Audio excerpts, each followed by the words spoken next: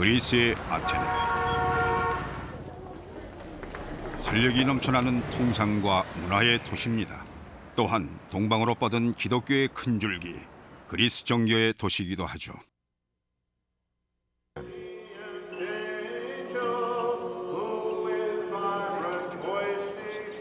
그러나 이곳에 지금은 그 부슬기만 남아 애를 태우는 또 다른 세계가 있었습니다. 똑같이 활기차고 똑같이 신앙심 깊었던 고대 그리스인들의 또 다른 세계를 찾아 땅 위에서도 밑에서도 탐색이 계속되고 있습니다.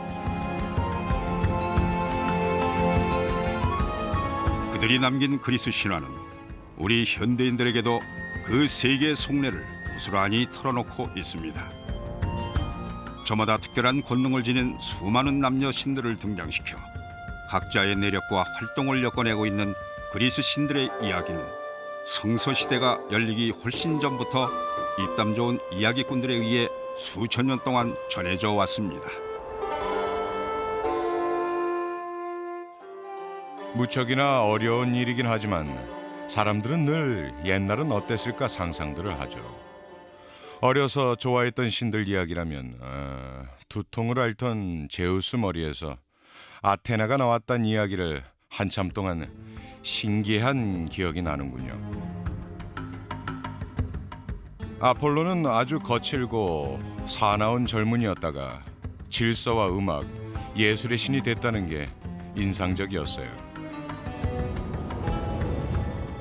화가 나면 지진을 일으켰다는 포세이돈도 흥미로웠고 우리 수도의 수호신이자 평화를 애호한 아테나도 좋아했죠. 모든 것을 주재한 으뜸신은 하늘과 천둥 번개의 신 제우스였습니다. 제우스는 하늘의 신이니 사람들이 야외로 나가 자연 속에 놓이게 되면 제우스의 세력군에 들게 됩니다. 이때 하루를 잘 지내게 될지 운이 좋을지 나쁠지는 모두 제우스한테 달려 있습니다. 제우스는 문지방에 행복과 불행이 따로 담긴 항아리 둘을 놓아두고서 모든 사람들한테 행복과 불행을 함께 부어주었답니다. 여신 아프로디테와 아르테미스는 동전의 양면과 같았죠. 아프로디테가 무엇을 관장하는 신입니까? 바로 사랑입니다. 성의 신이면서 또 미의 신이기도 하죠. 다산과 번식력하고도 많은 관련이 있고요. 그 반대편에 아르테미스가 있습니다. 아르테미스는 순결하기 그지없는 처녀죠. 그리고 아폴론에겐 고대 그리스의 모든 남녀 신들처럼 여러 가지 능력이 있었습니다. 아폴로는 문명을 일으키고 주관하는 역할을 하죠. 길이 없던 곳에 길을 놓아준 것이 그였습니다. 치료의 신이면서 역병을 몰아올 수도 있었는데 이런 양면성은 그리스 신들에게서 흔히 나타납니다. 병을 줄 수 있으면 약도 줄 수 있다는 식이죠. 거리를 두어야 하는 신 아폴론이라고 아주 기막히게 표현한 말이 있더라고요. 이 신은 사람들과 대면하거나 접촉하는 법이 없거든요. 사람들을 벌할 때는 멀리 떨어져서 활을 쏘는 편이었죠. 아폴론의 사랑을 구할 때도 아마 떨어져 있어야 했을 겁니다. 옛 그리스 사람들이 힘든 세상살이에서 의미를 찾고 믿음을 구하면서 이 신들도 같이 진화해 갔습니다. 신들의 이야기는 고대 그리스가 다른 문명들과 접촉함에 따라 윤색되고 변화됐습니다. 그리스에 사람이 살기 시작한 건 기원전 7만 년 무렵부터였고 그 후 중동 지역과 북방 이민족의 침입이 잇따랐습니다. 이때마다 침략자들과 함께 그들의 신도 쳐들어왔죠. 하지만 이교의 신들은 기존의 신들을 몰아내지 못하고 겹겹이 애워싸 한 덩어리가 됐어요. 그러다 보니 그리스 신들은 그야말로 여러 문화, 그중에서도 주로 중동 문화와 혼합이 됐죠. 그리스 신들은 인근 여러 민족들의 요소가 뒤섞여 있기 때문에 지중해 주변 사람들이 섬기던 여타의 신들과는 확연히 구분될 정도로 큰 차이가 있습니다. 예를 들어서 켈트인이나 이탈리아인들의 종교에서 주축이 됐던 신들하고는 아주 많이 다르거든요.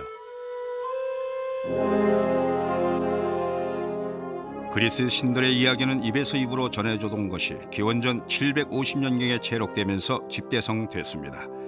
이것이 한 작가의 업적인지 여러 사람들이 공동 작업을 한 결실인지를 놓고 학자들은 의견이 분분하지만 일반인들은 호메로스 한 사람의 역작으로 믿고 있습니다.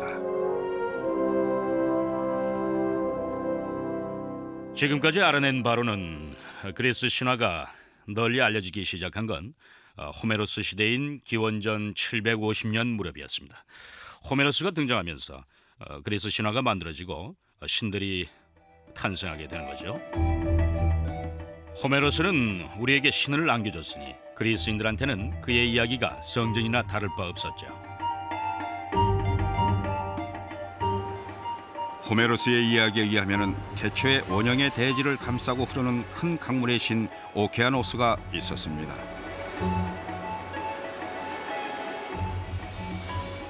함께 등장하는 또 한 존재는 최초의 어머니라고 불리우는 테티스였죠.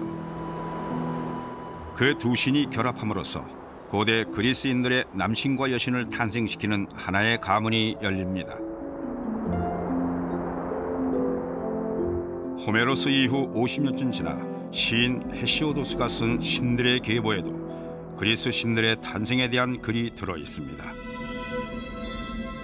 그러나 헤시오도스가 그린 태초의 모습은 호메로스와는 달리 카오스라 불린 초자연적 존재에서 시작되는데 이때의 카오스는 혼돈이 아니라 텅 비어 있다는 의미였습니다. 먼 옛날 카오스가 있었어요. 그리고 카오스 후에 대지의 여신 가이아가 있었죠. 가이아는 하늘인 우라노스를 남편으로 맞아들입니다.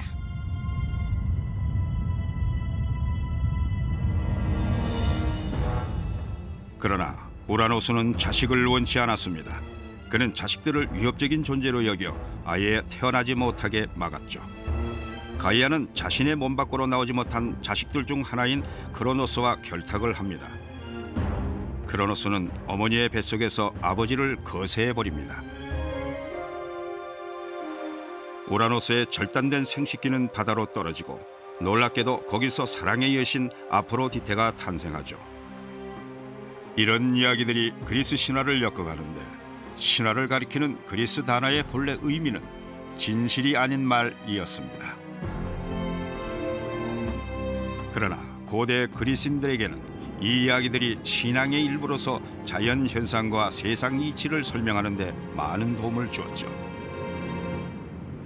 흥미롭게도 그리스 신화에는 사실 그리스 신화뿐 아니라 다른 여러 신화도 그렇지만 사랑과 전쟁 혹은 폭력과 섹스가 서로 깊은 연관을 맺고 있습니다. 그건 아마도 옛사람들, 특히 그리스인들 생각에 커다란 욕망이나 극심한 공포, 또 증오같이 강렬한 느낌들은 보편적인 인간의 정서와 서로 연결돼 있기 때문일 겁니다. 어떤 식으로든 서로 관련이 있다고 생각해요. 이와 같이 그리스 신화의 내용과 등장인물들에는 실제의 삶이 투영되어 있습니다. 헤시오도스의 이야기는 크로노스가 어머니 가이아의 태내에 갇혀있던 형제 자매들을 출생시키는 내용으로 이어집니다. 그러니까 티탄, 즉 거인족으로 알려진 이들은 아버지 우라노스가 거세된 뒤에야 태어나게 되는 거죠. 부자지간의 갈등이라는 주제는 이제 크로노스가 자기 자식들을 처치하면서 계속 이어갑니다. 레아와 결혼한 크로노스는 레아가 출산을 할 적마다 아기를 삼켰어요. 너무도 아이를 갖고 싶었던 레아는 아기가 태어나자마자 얼른 포대기에 싸서 크레타 섬 어느 동굴 안에 숨겨버립니다. 그 아기가 제우스지요. 크로노스한테는 강보에 둘둘만 돌멩이를 건넸어요. 크로노스는 악인 줄로만 알고 그걸 삼킵니다. 제우스가 자라나 아버지를 공격하고 여태껏 삼켰던 자식들을 모두 토해내게 했는데 이들이 바로 올림푸스산 최초의 신들이죠. 제우스는 아버지가 어머니한테 속아서 삼킨 돌도 되찾아 놓았습니다. 델피 신역에 가면은 지금도 그 돌을 볼 수 있죠. 아버지와 아들 사이엔 항상 일종의 선천적인 갈등과 긴장이 있습니다. 그리스 경제는 사실 금세기까지 겨우 생존을 유지해갈 정도의 수준이었어요. 그러다 보니 작은 농토라도 있다면 그건 아버지의 몫입니다. 아버지가 집에 들어 앉거나 세상을 뜨기 전까진 맏아들이라 해도 아무 권리가 없죠. 두 사람 사이엔 상속과 권한을 놓고 중요한 이해관계가 개입돼 있어요. 제우스가 아버지로부터 형제 자매를 구출한 후 올림포스 산은 그들 차지가 됩니다. 제우스 일행은 이곳을 거점으로 아버지와 삼촌 숙모에 맞서 세상을 장악하기 위한 싸움을 벌이죠. 마침내 올림포스 신들이 티탄족을 무찌르고 나자 하늘의 신이기도 한 제우스는 그들의 왕으로 인정받습니다. 아직까진 인간이 등장하지 않았지만은 이제 곧 세상을 어지럽히며 도발을 일삼는 인류가 출현하게 됩니다.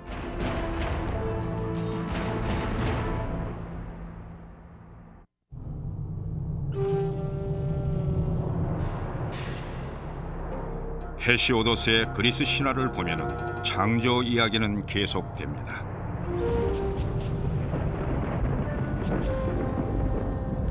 여러 세대에 걸친 신들 간의 싸움은 모두 인류가 우주에 나타나기 전에 벌어진 일이죠. 이 부분에선 한 문화가 우주의 시작을 어떻게 받아들이는지, 그러니까 갈등의 소산으로 보는지 혹은 단합의 산물로서 평화가 형성된 순간으로 보는지를 말해주고 있어 대단히 흥미롭습니다. 개인적으로 전 그리스 신화를 연구하고 또 가르칠 때마다 끈질기게 이어지는 이런 대립에 압도당합니다. 티탄족을 무찌른 후 으뜸신 제우스는 메티스와 결혼합니다. 메티스는 티탄족이라 제우스에겐 고모뻘이 되죠. 그들 사이에서 딸이 태어나는데 이미 성인이 되어 무장을 한 채 제우스 머리에서 튀어나오는 그녀, 바로 전사들의 여신 아테나입니다. 저마다 맡은 역할이 다른 신들도 이 세상에 출현합니다. 그렇지만은 그들 모두에겐 한 가지 공통점이 있었죠. 고대 세계의 다른 신들과 뚜렷이 구별되는 이들만의 특징은 바로 인간의 모습을 하고 있다는 점입니다. 이집트 신들의 경우 머리나 몸이 다양한 동물의 형태를 하고 있고, 근동의 메소포타미아나 히타이트 종교에서도 사자라든지 다른 맹수를 연상시키는 신들을 보게 되는데요. 그리스인들만은 인간을 닮은 신의 모습을 생각해낸 겁니다. 어디서 그런 착상을 얻었는지 모르겠지만은 정말 대단한 혁신이었죠. 신을 이야기한다는 건 알 수 없는 세계를 말하는 건데 모르는 세계를 생각하려니 아는 걸 총동원할 수밖에요. 구약 성서 창세기 편을 보면 시원한 저녁 때 하느님이 지상에 내려와 에덴 동산을 거닐었다고 돼 있죠. 그런 설명 없이 신을 말한다는 건 거의 불가능합니다. 크세노파네스가 말했죠. 만약 말들이 그림을 그릴 줄 안다면 그들의 신은 분명 말 모습일 거라고요. 호메로스는 신들이 올림푸스 산 위에 터를 잡은 뒤에야 비로소 인간의 이야기가 펼쳐지기 시작했다고 했습니다.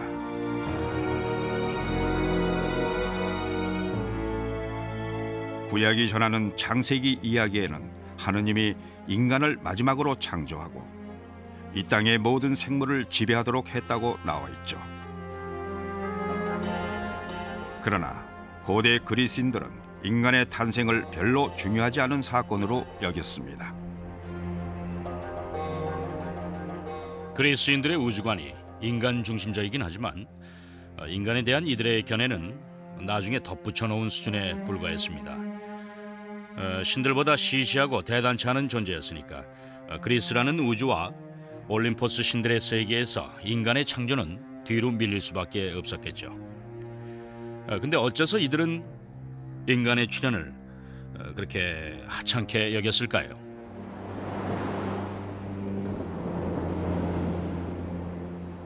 인간 중심이 되다 보니 언제나 어디서나 늘 있는 존재라고 생각하고 당연시한 결과일 수도 있습니다만은 정말 알 수 없는 문제입니다.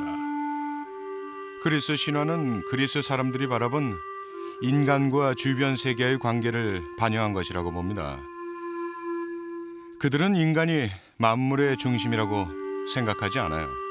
인간 자신이 이미 창조된 세계의 조화를 이루며 살아가야 한다는 생각을 갖고 있죠. 이것이 다른 문화의 신앙 체계와 크게 대비되는 점입니다.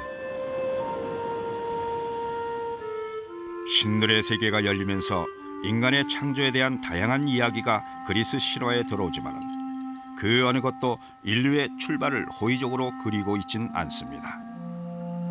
우린 땅바닥에 개미처럼 살면서 날이 더운지도 추운지도 모르고 읽을 줄도 들을 줄도 생각할지도 모르는 보잘것없는 벌레.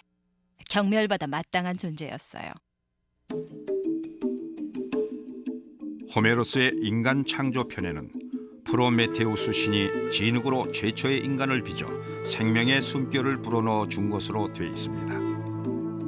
한편 헤시오도스에 따르면 제우스가 금, 은, 청동, 철의 네 인종을 차례로 창조했죠. 각 종족은 인간이 처한 각기 다른 상황을 상징하고 있는 듯합니다.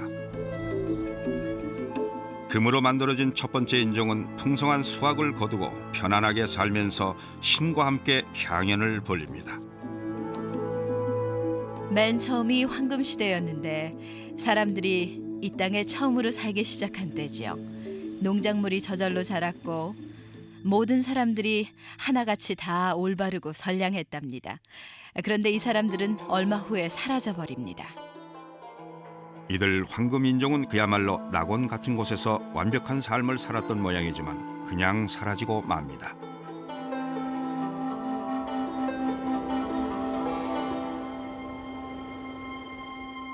구약 성서에서는 에덴 동산의 아담과 이브가 하느님의 은총을 잃게 된 데서 인생의 고달픔이 비롯됐다고 설명하고 있습니다.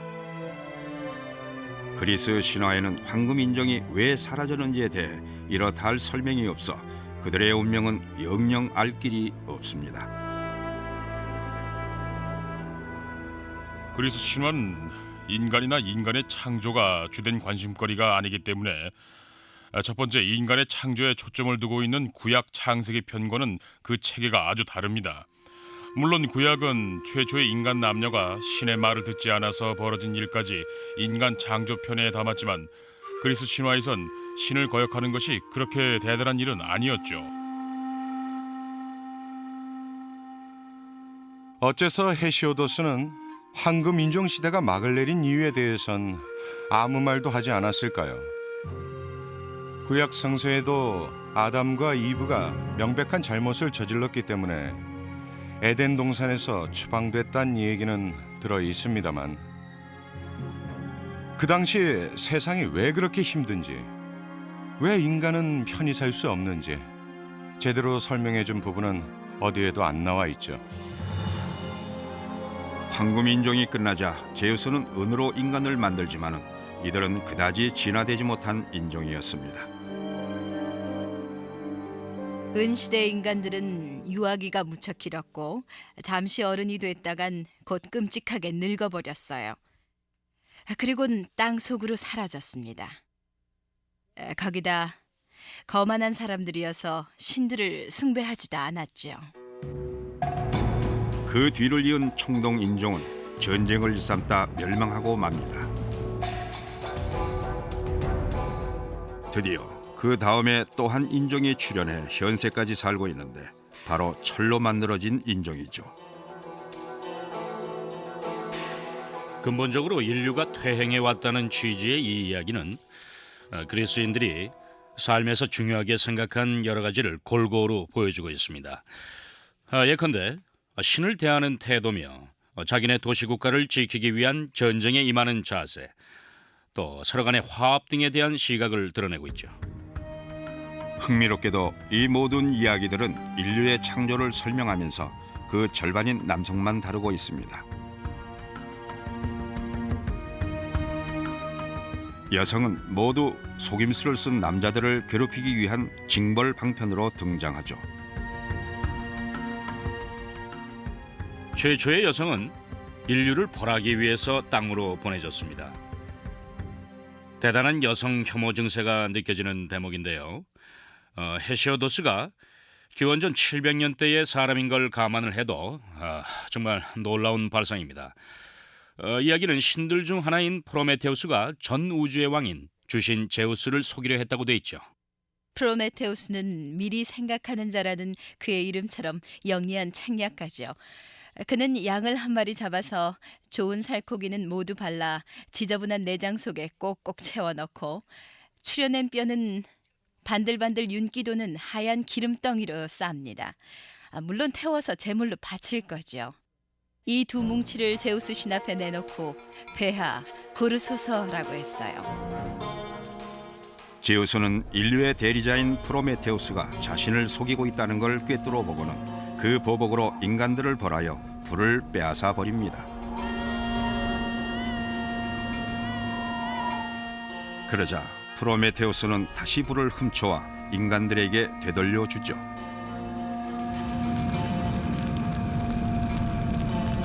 제우스는 불을 훔쳐낸 프로메테우스의 죄를 인간들에게 물어 그 값을 치르게 할 셈으로 새로 여자 한 명을 만들어서 땅으로 내려보냅니다. 제우스는 인류에게 보낼 이 재앙을 그냥 주지 않고 아름다운 재앙이란 이름을 붙여서 주었죠.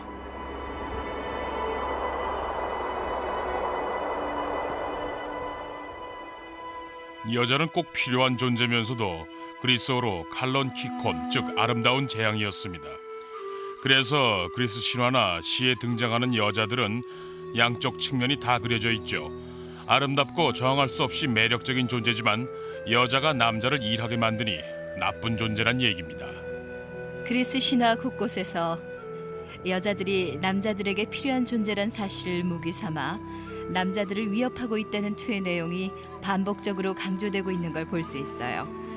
자식을 낳아야 하는데 그 때문에 여자들에게 주도권을 빼앗길까 봐 몹시 두려워서 전전긍긍하고 성적 매력에 압도당할까 봐 여성들을 위험한 존재라고 생각한 걸로 보입니다.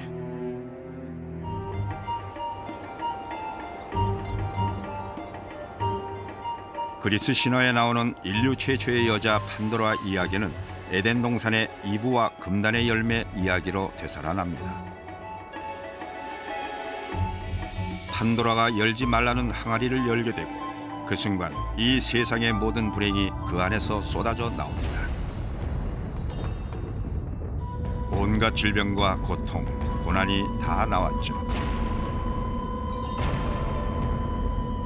얼른 뚜껑을 덮었지만 때는 이미 늦어서 희망 하나만 남아있게 됩니다. 그런데 재앙으로 가득 찬 판도라의 항아리 안에 희망은 대체 왜 들어 있었을까요? 희망이 화를 불러일으킨다니 기발하고 재밌는 발상이지요. 희망이란 게 있기 때문에 미래를 다스릴 수 있다고 믿고 행동하니까 재앙이라 여긴 겁니다. 헤시오도스 시대엔 미래는 어찌할 수 없다는 의식이 지배적이었던 때라 희망은 위험한 과대망상이었죠. 희망이 좋은 걸까 나쁜 걸까? 그리스인들은 이런 종류의 양도 논법을 사랑했죠. 희망이라는 게 좋을 수도 있고 또 나쁠 수도 있기 때문에 항아리 안에 남겨두고서 인간들이 쓸 수도 있고 쓰지 않을 수도 있게 한 겁니다. 판도라가 가장 유명하긴 하지만 그리스 신화에서 재앙을 몰고 온 여성은 판도라뿐만이 아닙니다. 몇몇 학자들은 이런 여성 비하의 속뜻을 사랑의 여신 아프로디테한테서도 읽어냅니다. 가장 아름다우며 최고의 성적 매력을 지닌 아프로디테 여신에 관한 설화들을 보면 남자들이 그녀를 두려워하죠. 트로이 외곽 어느 야산에서 인간 안키세스를 본 여신 아프로디테가 동침을 원하며 다가갔습니다. 하지만 그는 아름다운 여신의 모습을 보고 인간이 아니라 여신이 분명하다며 거절을 합니다. 그러자 아프로디테는 펄쩍 뜨면서 자기는 근처에 사는 아가씨일 뿐이라고 했어요. 그래서 둘은 같이 밤을 보냈죠. 아침에 눈을 뜬 아키세스는 여신의 모습으로 돌아간 아프로디테를 보고 두려움에 떨었어요. 자신이 거세될까 봐 잔뜩 겁을 먹은 겁니다. 반대로 성애의 역할이 전혀 없는 아테나 여신은 복을 가져다주는 존재로 여겨졌습니다. 아테나는 보호자로서 앞장서서 정당한 방어 전쟁을 지휘하는 전사의 신입니다. 아테네 시민들에게는 자신들의 수호신인 아테나가 여러 면에서 가장 중요한 으뜸 신격이었죠. 아크로폴리스에 아테나 신전을 세운 도시들은 모두 마찬가지였을 겁니다. 이런 점에서 신들의 세계를 그린 그리스 신화는 그저 다채로운 이야기들을 모아놓은 것이 아니라 한 고대 문명을 그 사상과 가치관을 들여다볼 수 있는 창입니다. 신화는 일관성이 없고 논리 비약이 심한 데다 이상한 동물들이 등장하는 등의 마치 꿈속 세계를 그린 듯한 이야기입니다. 그래서 전 그리스 신화가 초창기 그리스 문명의 집단 무의식이 아닌가 하는 의문을 가져봅니다. 의식적이든 아니든 고대 그리스인들의 일상생활 속에서 신이 없는 것은 거의 없었습니다. 곳곳에 산에도 초목에도 심지어 그들이 느낀 온갖 감정 하나하나에도 그것을 관장하는 신이 있다고 생각했어요.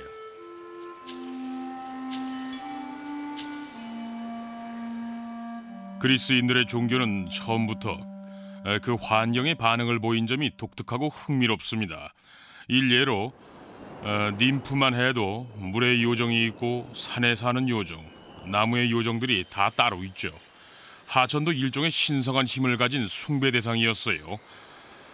그리스인들의 신앙은 이런 식으로 자연의 모든 부분이 가치가 있고 신성하고 거룩하다고 여겨서 현대 생태학의 원조격이라고 볼 수도 있습니다. 그리스인들은 신성함을 나타내는 특별한 용어를 여러 사용했습니다. 그 중에 하나가 헤로스라는 건데, 헤로스는 신의 것이란 뜻이죠. 또 그리스어로 종교는 타이란데 신에게 바친 거룩한 물건이란 의미입니다. 그리스 신화는 인간의 힘으로 어찌할 수 없는 세상사를 많이 다루고 있습니다.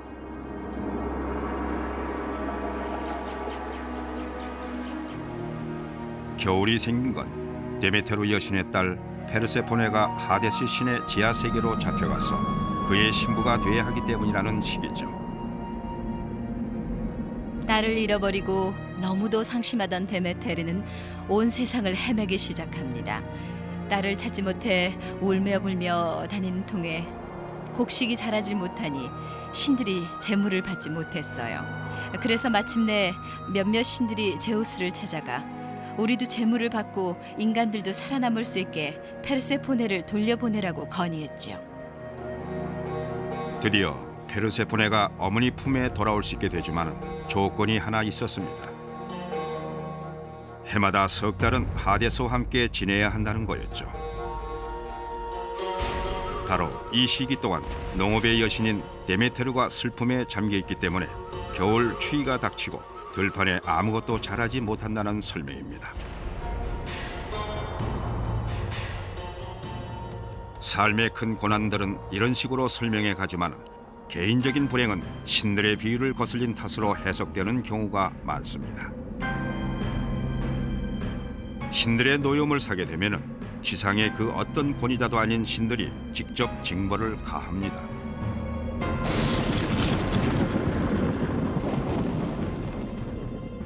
그리스어에는 다시디노미아라고 신들에 대한 두려움과 존경심을 의미하는 단어가 있습니다. 이건 좋은 뜻으로 쓰인 거죠. 인생살이란 불확실한 것 투성이니 별일 없이 무사하려면 갖은 노력을 다해서 신통력 있는 존재는 모두 자기 편에 둬야 하거든요. 가뭄이라도 들면 굶어 죽기 십상인 그런 세상에서 그저 닥치는 대로 살 순 없었겠죠. 그리스 신화에서 마음에 드는 것 하나는 언제나 인간을 탓한다는 점입니다. 신들 탓으로 이렇게 됐다라고 하는 법이 없어요. 우리 잘못이니 그 원인을 알 수 있다는 거죠.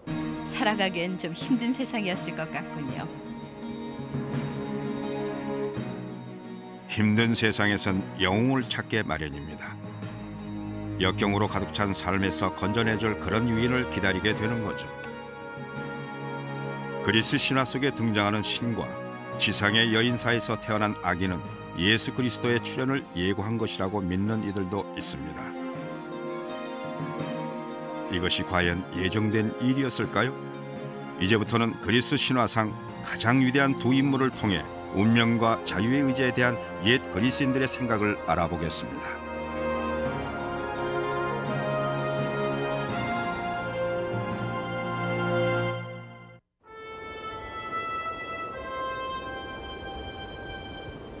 그리스 신화에서 가장 유명한 인물 중 한 사람인 헤라클레스는 인류 역사의 중심축을 이루게 될 사건의 털을 닦아 넣었다고 볼 수 있습니다. 헤라클레스는 으뜸신 제우스가 지상의 한 여인에게 반해 태어나게 되죠.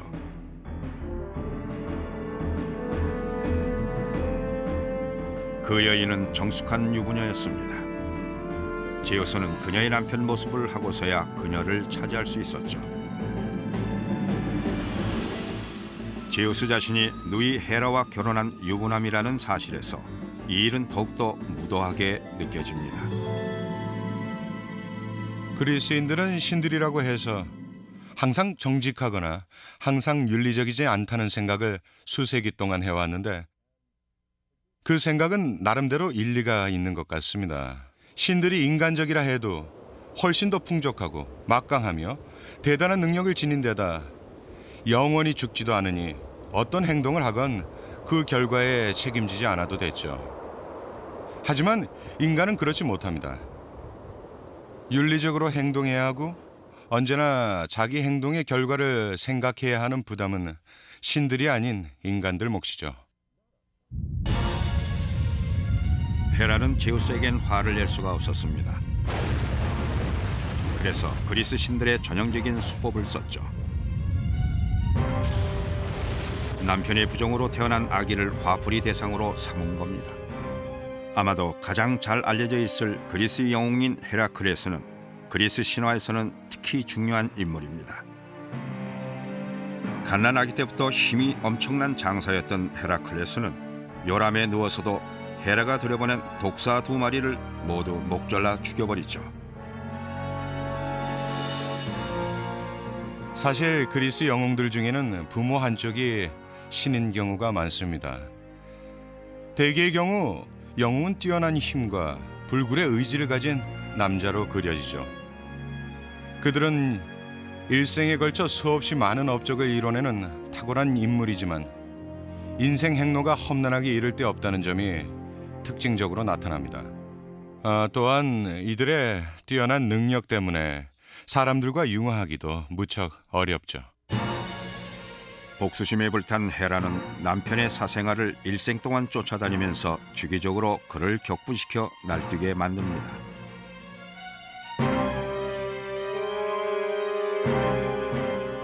헤라클레스는 이때 저지른 살인과 난동을 깊이 뉘우치며 폭군과 괴물을 처치하는 일대의 모험을 감행함으로써 회개합니다.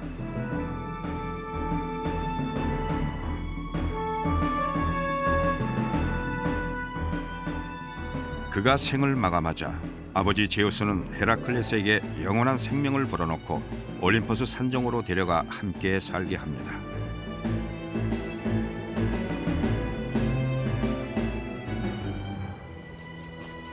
이 헤라클레스 얘기가 수세기 후에 그리스인들에게 새로운 신앙을 전해준 사도 바오로의 등장을 예정했을 수도 있습니다. 신의 아들 헤라클레스가 이 땅에서 고난의 삶을 살았고 죽어선 신이 되어 올림포스로 갔다는 이야기가 이미 있었으니 고통 속에 살다 죽어서 하늘나라로 간 또 다른 신의 아들 이야기가 그리 낯설진 않았을 겁니다.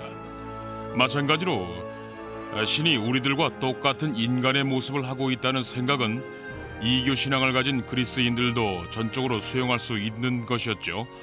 따라서 그리스로 들어간 초기 기독교가 뿌리를 내리기가 쉬웠습니다. 기독교와 아무 상관은 없지만 고난과 박해를 받던 헤라클레스가 노고와 충절을 통해 신성을 얻었다는 점에서 기독교적 요소가 있다고 볼 수도 있겠죠. 헤라클레스는 독보적인 존재이면서도 그리스인들의 숱한 영웅들 중 한 사람일 뿐입니다. 트로이 전쟁의 영웅 아킬레스와 오디세우스도 있고 그리스 젊은이들을 잡아먹었다는 무시무시한 괴물 미노타우루스를 죽인 테세우스도 있죠.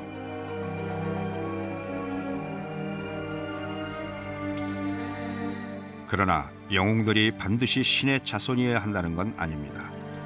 또한 오늘날 우리가 영웅이라고 할 때 떠올리게 되는 타인들을 위해 크나큰 위험을 무릅쓴다는 요소를 갖출 필요도 없었죠.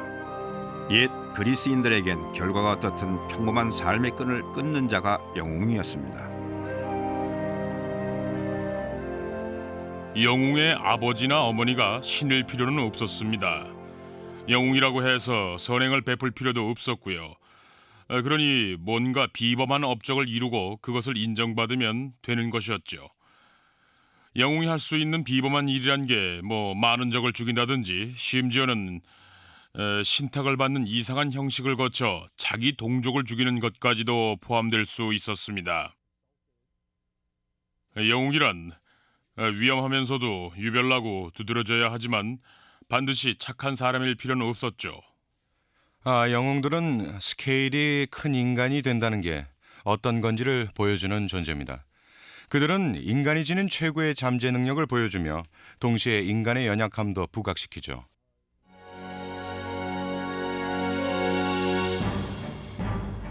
허구의 인물임직한 또 한 사람의 영웅 오이디푸스는 아버지를 살해하고 친어머니와 결혼합니다. 자신을 덮친 그 끔찍한 운명이 제 몫을 다하자 그는 스스로 두 눈을 멀게 하고 구원을 찾습니다. 이것은 부모 자식 간의 감정에 드리운 그늘을 언급한 옛날 이야기입니다. 그리스 신화, 더 나아가 그리스 문화에는 아버지와 아들 사이에 빚어지는 갈등에 대한 관심이 면면이 이어져 왔습니다. 지그문트 프로이트는 이 점을 간파했고 오이디푸스 이야기를 채택해서 오이디푸스 컴플렉스 이론을 전개시켰죠. 또 그리스인들이 두려워하면서도 동시에 현실로 받아들인 세대 간의 갈등도 전통과 나란히 이어져 왔다고 생각됩니다. 오이디푸스와 부모의 이야기는 아주 오래된 또 하나의 물음을 던져놓습니다. 인간의 삶은 가는 길이 미리 예정된 것일까요? 아니면 인간들에겐 자유의지를 행사할 힘이 있을까요? 오이디푸스는 아버지를 죽이고 어머니와 결혼하게 된다는 운명을 아무 이유도 없이 그냥 짊어지게 됩니다. 아버지로만 알고 있던 코린토스의 왕이 친아버지가 아니라는 사실을 알게 된 오이디푸스는 나는 우연의 자식이로구나 하고 말하죠. 여기서 그가 말하는 우연이란 아무 예정에도 없이 그저 어쩌다 일어난 일을 의미합니다. 이야기가 끝날 무렵에 가면 그의 모든 행위는 예정되어 있던 그대로라는 게 밝혀지죠. 그가 우연히 태어났다 해도 그 또한 그의 운명이었던 것입니다. 인간 오이디푸스는 선택을 했어요. 아버지를 죽이고 어머니를 아내로 맡게 될 운명임을 알게 되자 자기가 양자인 줄도 모르고 집에서 멀리 달아났죠. 그리고는 길에서 만난 친아버지를 죽이고 도시로 들어가 어머니와 결혼을 해요. 집을 떠나온 건 자신의 선택이었어요. 끔찍한 폐륜을 저지르지만 의도적인 건 아니었죠. 운명이 시킨 게 아니었습니다.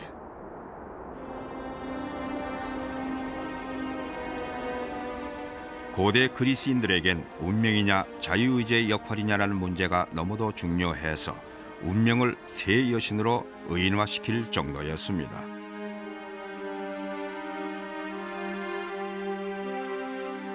호메로스의 시를 읽어보면 두 가지 이야기가 나옵니다. 그 하나는 운명의 여신이 셋인데 이름이 클로토, 라케시스, 아트로포스죠. 각각 시를 잣고 길이를 정하고 늦춰주지 않는다는 뜻입니다. 사람이 태어나면 운명의 여신들이 생명의 시를 자아주어 삶이 언제 끝날지를 결정짓습니다. 다른 하나는 운명이 신들보다 더 높다는 것으로 신들이 운명에 복종한다는 구절이 여러 나와 있죠. 오이디푸스 이야기를 두고 운명을 이야기해 볼 수 있습니다. 그는 아버지를 살해하고 어머니와 결혼하도록 운명 지어졌지요. 이것이 그에겐 자유의지가 일체 없었단 뜻일까요? 그건 아닙니다. 단지 그 일이 일어날 예정이었단 뜻일 뿐이지요. 그리스인들은 복잡한 세계관을 갖고 있었습니다. 신들이 인간의 행동을 일일이 지배하거나 영향력을 행사하면서도 다른 한편에서는 인간들이 자신의 운명을 스스로 관리하고 예견할 수 있었죠. 그러다 보니까 신들이 지배하는 것과 또 인간들이 지배하는 것 사이에 재미있는 관계가 성립되어 있었습니다. 그들은 바로 이 모함을 사랑했던 거죠. 이렇게 해서 옛 그리스인들은 인생에서 확실히 보장된 건 없다는 사실을 받아들였죠. 이러한 생각은 오늘날에도 널리 퍼져 있습니다. 이 땅에는 너무 많은 사람들이 살 수 없다는 그리스인들의 의식은 신화에도 잘 표현되어 있습니다. 트로이 전쟁의 시작 부분을 보면은 대지의 여신이 사람들을 너무 많이 짊어지게 되자 제우스에게 짐을 덜어달라고 소리쳤습니다. 그래서 제우스가 많은 사람을 처치하려고 트로이 전쟁을 생각해냈다고 돼 있죠. 그리스 신들은 결점과 단점을 가진 불완전한 신들이었습니다. 고대 그리스 사람들은 어떻게 해서 이 불완전한 신들을 완벽하다고 여겼을까요?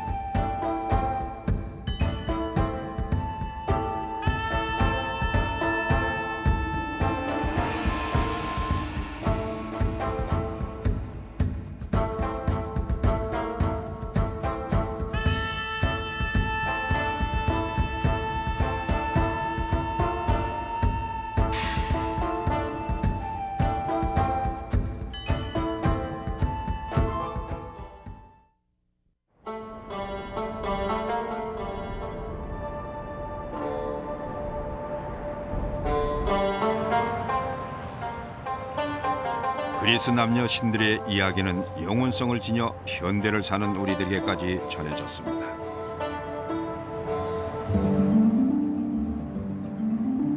그 신들 가운데는 올림포스 산중에 살던 아름다운 자매 신들 카리테스와 무사이가 있었죠. 우아한 카리테스 세 자매 신들은 아름다움과 매력과 감사하는 마음을 지상에 내려주고 학문과 예술의 신 무사이, 곧 뮤즈들은 신들의 얘기와 아득한 옛 시절 무용담을 대대로 구전하는 데 크게 이바지합니다. 그들은 지상으로 내려와 역사와 천문학 예술을 가르쳤습니다. 9명의 뮤즈 여신들은 각각 예술과 과학의 특정 분야와 관련이 있습니다. 예를 들어 선원자 클레오는 서사시를 다루는 역사의 뮤즈죠. 뮤즈들이 특히 잘 알려져 있는 건 그리스어는 물론 현재 사용되고 있는 영어 단어에도 그 자취가 많이 남아있기 때문입니다.